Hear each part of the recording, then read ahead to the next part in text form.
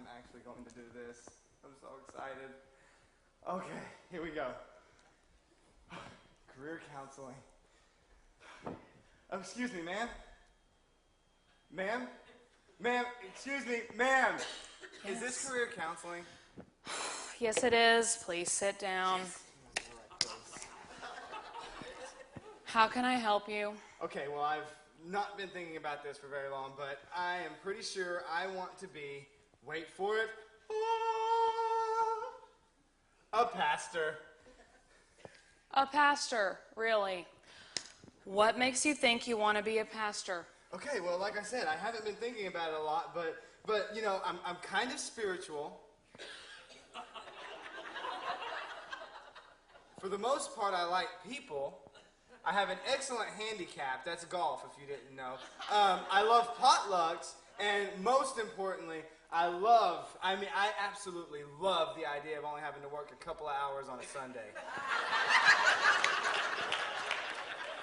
Well, I can see how that would make you qualified to be a pastor. I knew I was wrong. All right, there's some paperwork I need you to fill out and some questions I need you to answer. Are you ready? Am I ready? Can you not feel the excitement oozing out of every All pore right, of my body? we're gonna need to take it down a couple hundred notches in my office. All right? All right. So you say you're spiritual. How often do you read your Bible? Well, probably about as often as most people. So not very often then.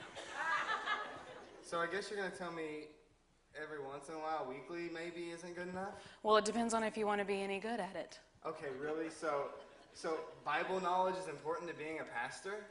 Well, you know, it kind of helps when you're writing a sermon. Plus, you need to be prepared for people to quote verses at you to prove their point. And then other people will quote the same verse to prove the exact opposite point. Are you very mechanical? Well, my Little League coach told me I had good mechanics.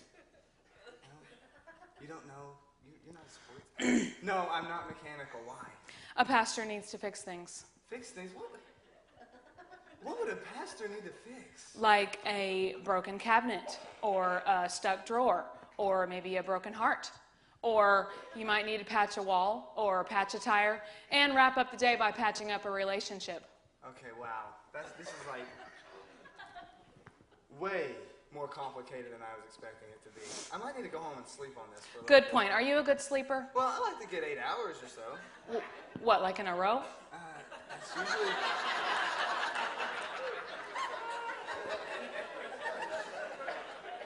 That's generally the idea. Well, you know, if you're a pastor, you might get a call in the middle of the night to go sit with someone in the ER, or get up early for a prayer breakfast. Or you may feel the urge to stay up and pray for someone in need. You know, I guess I could do that, but it's so much harder than I thought it was going to be.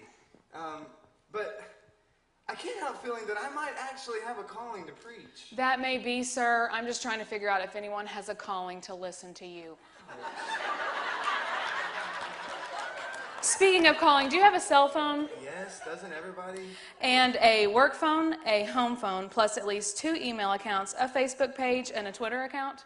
Why would a pastor need all of that? Because people need to get a hold of you to ask for prayer or help or support or to get you to decide something or to complain about something you've already decided. Or opinions, they will tell you theirs and they will let you know what yours should be. You know, I don't mind talking to people. How are you at handling criticism? Oh, well, probably about as good as most people. So not very good then. Wow, aren't you Miss Chipper? Why, do pastors get a lot of criticism? Well, it depends on if you ever say anything. Like your sermons, for instance, you can expect to have them misinterpreted. Or people will tell you what you should have said. Or they'll say, I know exactly who that sermon was for, and it won't be them. Wow. Pastors get put in a lot of tough situations, don't they? Try this. How many pastors does it take to change a light bulb? Jokes? You? I'm a funny gal. Okay. I don't know how many. 1.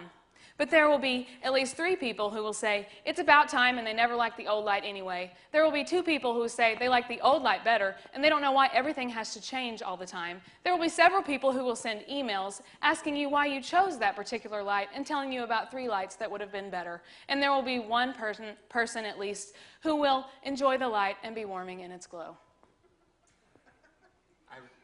I don't get your joke, but I get your point, okay? I'm gonna just go apply for something a little bit easier, like, I don't know, brain surgery or something.